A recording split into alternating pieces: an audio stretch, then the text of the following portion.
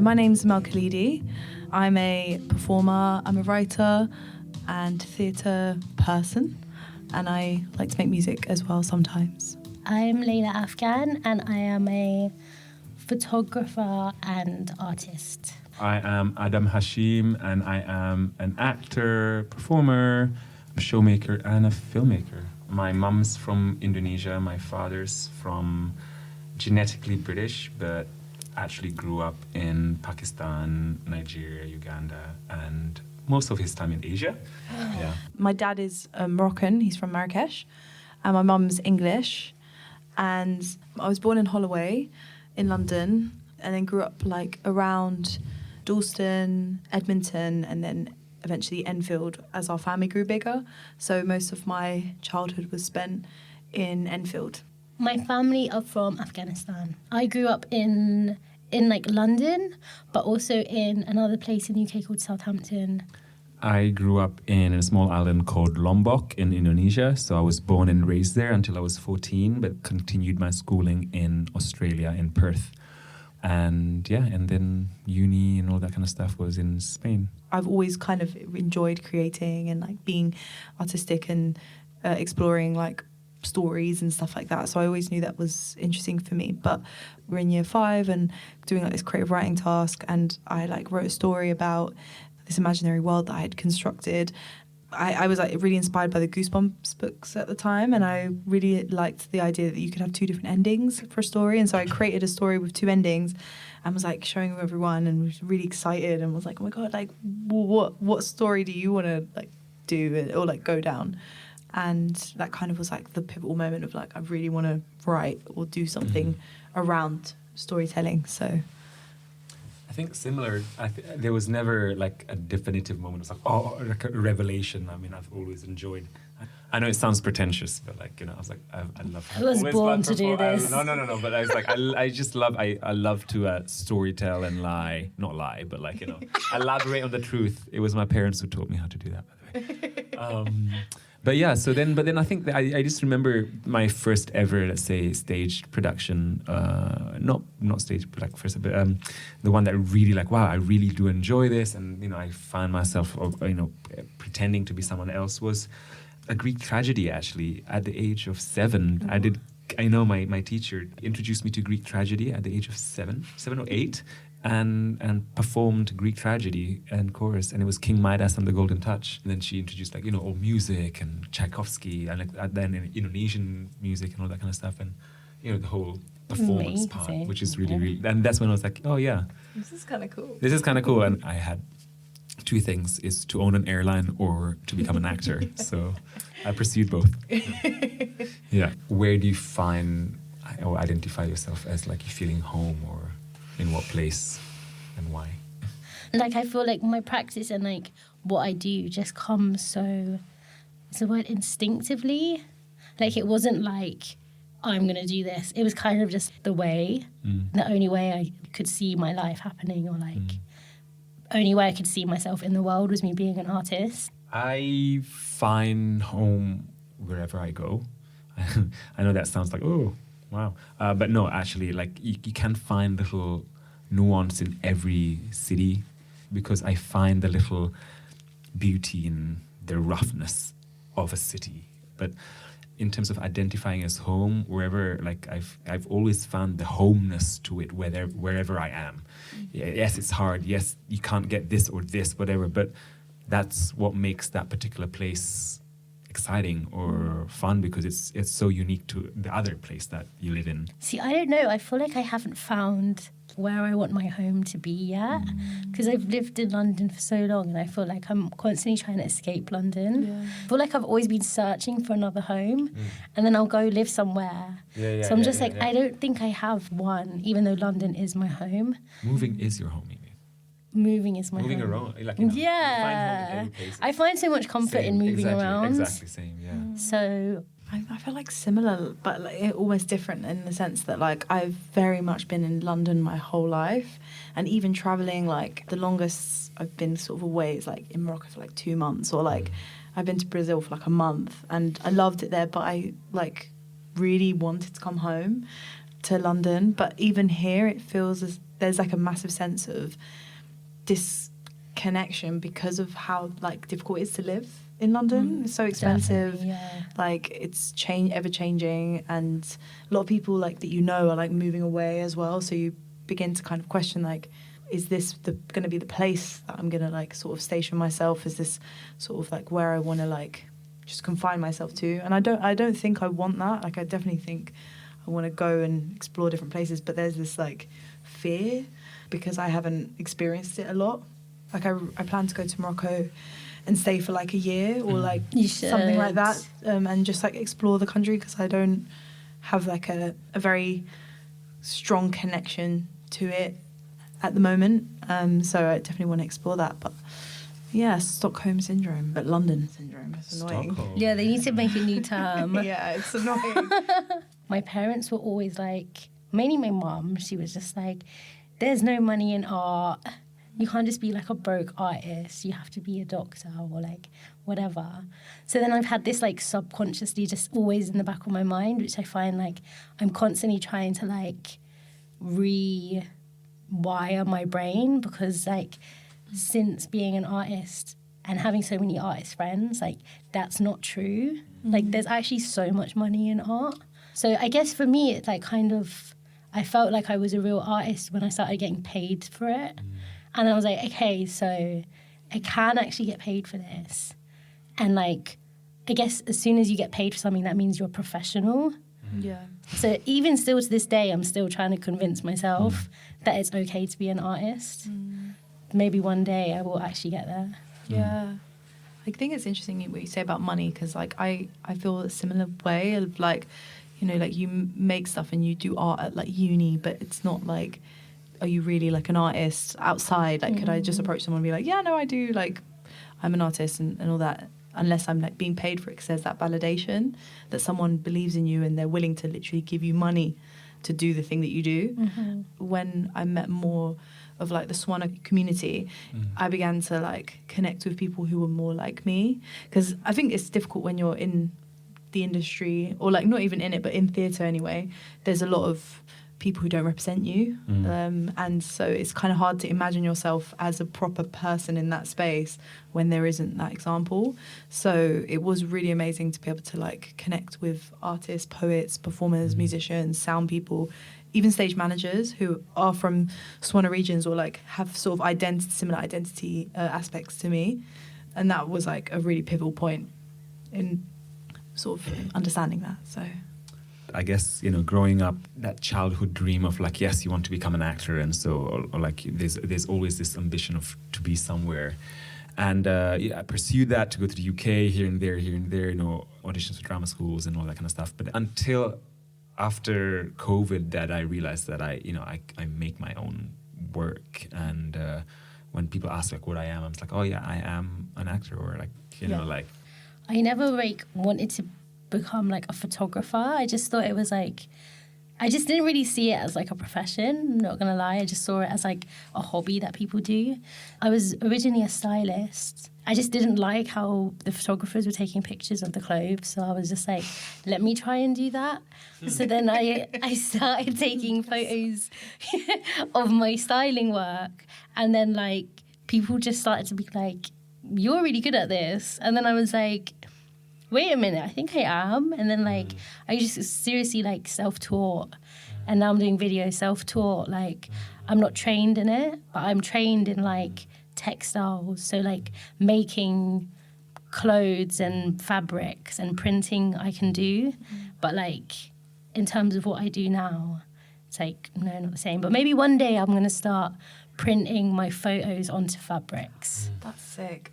I think want that's that what's going to London one. happen. I want to buy that print from you, Yes, please. you can have it for free.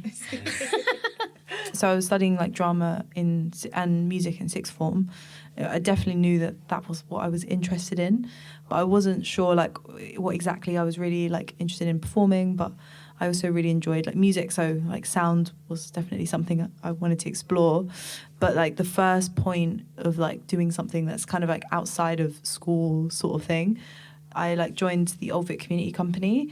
I auditioned for it in like 2014, and like was in this massive cast of loads of people. It was really fun, really exciting. And I was in this like kind of proper production in like London, in like Waterloo, and it was like really exciting. And they'd built this theatre in right next to the Old Vic, and it was just really fun, like, and exciting, seeing kind of like the processes of theatre and how it runs. And I think that was the point where I was like, oh, this is definitely something that I want to continue. And that was like the point where I decided that I wanted to study drama at uni, and so went on to study at Goldsmiths.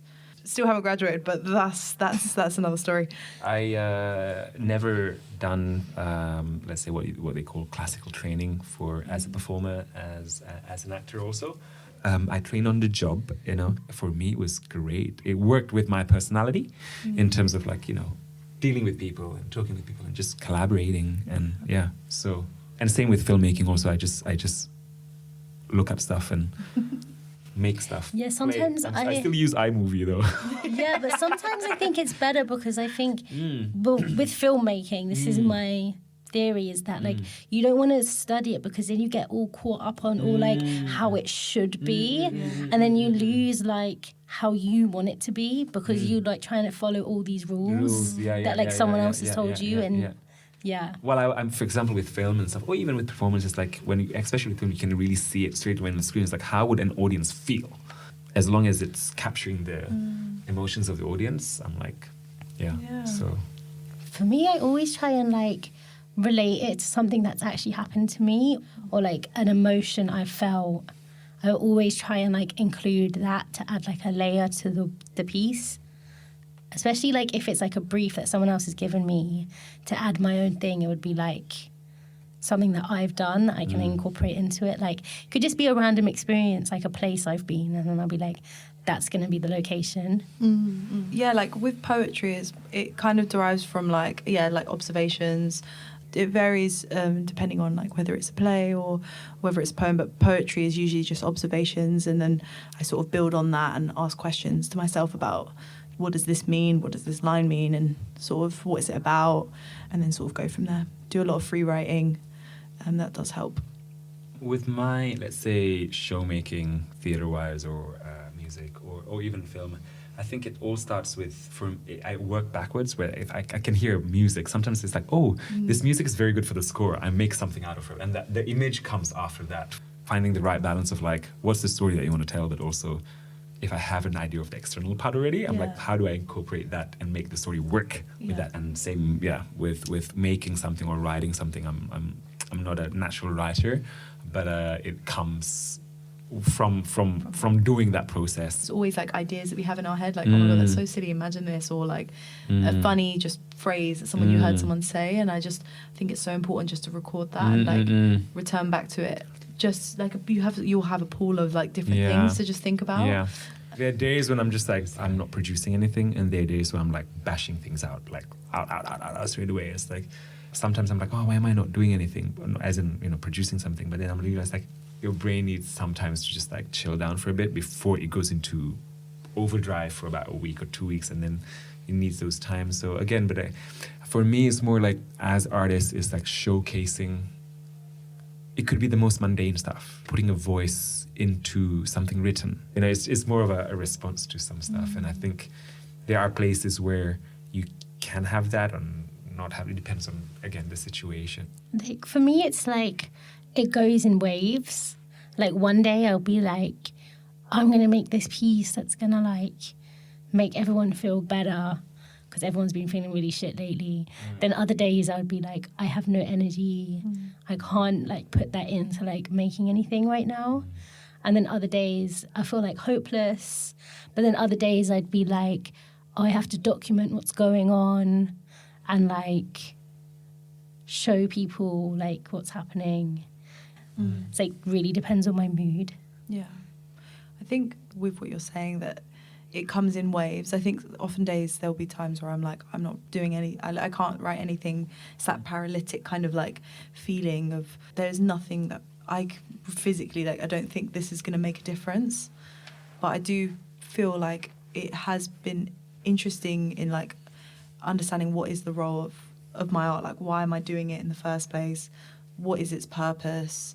is it just for me, or is this for others, and thinking more deeply about the things that I want to write about, because a lot of my stuff is quite silly and like quite like mundane, and it's pedestrian, like it's not very political, but it has recently just been helping me open up a bit more and like access those things a bit more, and not being afraid to write about those things. And there's a lot of people who do want to write about stuff, but they just feel like maybe I'm not going to say the right thing. Being able to share that with each other, I think it's really important, and art, it plays a massive role in like how we change as a society.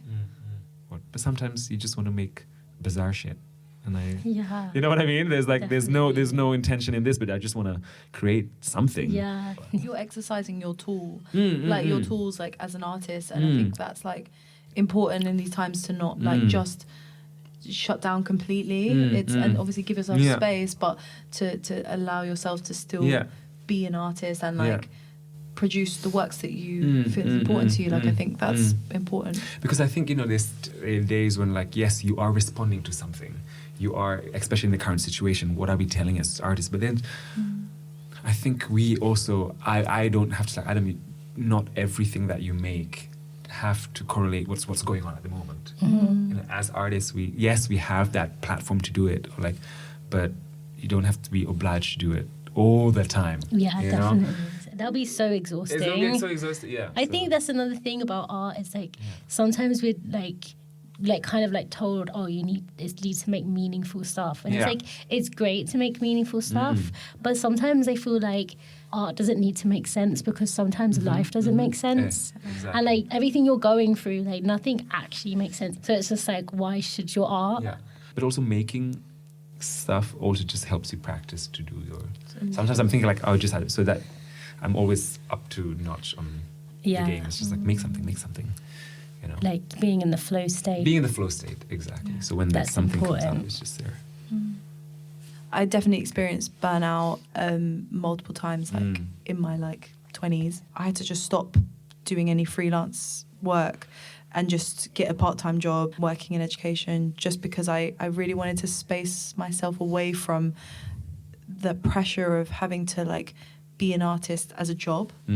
And when I wasn't even sure about like what kind of art that I made, and I was like kind of going from, you know, performance to performance, like not being able to actually develop, or feel like I didn't have the sort of like space to develop. And so like spending some time away and like working another job out of the kind of industry that I was sort of predominantly in, it helped me kind of like gain perspective about who I was and like what kind of things I was missing out on. With art, I think it's difficult because you do it as work, but then it's also because you enjoy it, it feels like a hobby, but you should detach that at some point, otherwise it does become so overwhelming and you think, oh God, I've got to do this all the time, and you don't have a life outside of that. And also having friends that are not artists too. I look at it like this, though for example I'm an actor or a filmmaker, but that's their job. Yes, you're passionate on doing that, but also somewhat it's a job. You know, it's what you do. It's I love doing it, but also there's times when it's work also. You need to produce something. But like a CEO of a company, that person would have hobbies. They go do sports. They go do play golf. They play this. They play this. There's a life without that. So it's like what I do is like, so that I don't have a burnout. You know, I'm grateful that I have not had that, knowing that I'm like, if I do identify this, I'm going to be burnt out. Like, finish at 6 p.m., you know, whatever it is, and do other stuff like that. Switch off, or like surround yourself with people that is not in your industry. Also, it's really, really refreshing. You know, accountants, lawyer, and this, because they're as exciting as you are. If you want to tell stories about people, those are the real people, you know. Exploring new places for me is one of the best things that really helps, because I've definitely been burnt out before. I don't know if I still am. I think I still am. So I'm still like trying to figure it out as well, like how to get out of it. But just keep going and just keep making stuff. And like, say if you're burnt out in one thing, just like put that on pause and try something new that you've never tried before. And like just keep exploring. I think exploration is like a great way. And also just having like really good people around you. I think being around people who are like, is so important. I know it's maybe sound like, oh, you're so picky, but like people who gives you energy, there's a positiveness. Those are to like my that. favorite friends. Yeah, You're just sitting in silence for like 2 hours. Yeah. But also, I think I've come. That's fine. Yeah, exactly. Yeah. Also, just on the subject of like burnout, I also think it comes from a lot of expectation from others too. And like, I feel like thinking about the work that you want to make and just making it, that also helps feed you. And the privacy of that helps, I think, when you're sharing too much, I think that also takes away your energy. And so definitely like keeping some of it to yourself, I think it's important too. There's weeks where I'm just like, da, da, da, da, da, and then the next week I'm just like, I can't produce anything. Sorry. And but also like accepting that like not everybody's going at 100% an hour, and just like I just need another week just to like do other stuff to get inspired. You know, sit in a cafe and watch a person, a seagull stealing something, and I'm like, oh, that's. Yeah. Do you know what I mean? Like little It's always funny to watch seagulls stealing exactly. food. It's like, oh, that's inspiring. But going back to burnout quickly, one more thing I also want to say is just like stay off social media if you're feeling like burnt out, because you can't produce anything, and then you're looking at all these amazing things other people are producing, but then it makes you feel guilty that you can't, you shouldn't have to. Yeah. So I just think, stay off Instagram if you're not feeling. But also, I think, through Instagram and things, yes, it's nice to get like other people's work to see it. Sometimes if you're just scrolling too much on other people's, you get influenced by you want to produce their work. Yeah. So it's not your work. Yeah. We shouldn't be so online as we are these days. Be more present. And also just letting go. Like trust the process, Trust the process as well, And trust each other, definitely. Yeah. And also I think like enjoying that process, and I think we have enjoyed the process. I think this like Haram at Sea has been like quite an interesting process of like creating in a short amount of time, and like also like challenging your practice a bit, especially like in a collaborative way. And I think I exercised a lot of, let's say, the production part of it, which I really do enjoy. It's like the Virgo in me. No, I don't know what it is, but like, it's like it's definitely the Virgo. But like, but also like diplomacy, exercising diplomacy. It's just like, it's really just like whether or not it's between us, it's between external factors, because sometimes they say, oh, it's out of our control. It's just like letting this like, okay, that's out of our control. Let that happen, and we'll come back to it.